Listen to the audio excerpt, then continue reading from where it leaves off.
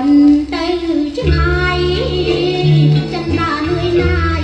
sự phải áo ra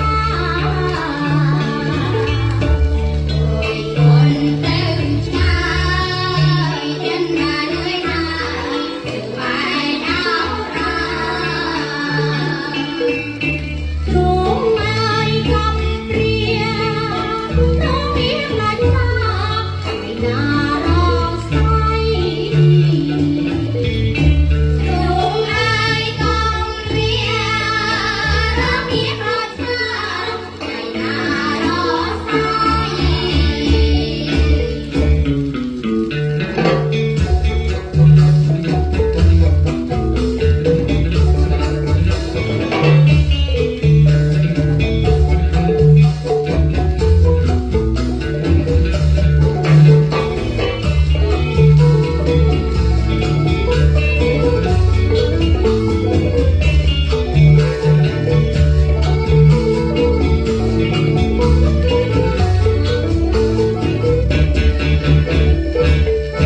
tỷ bằng thông thiên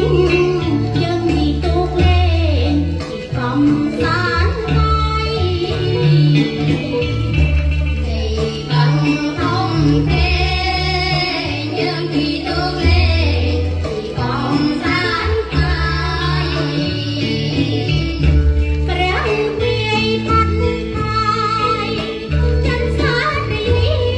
trải chạm tung khai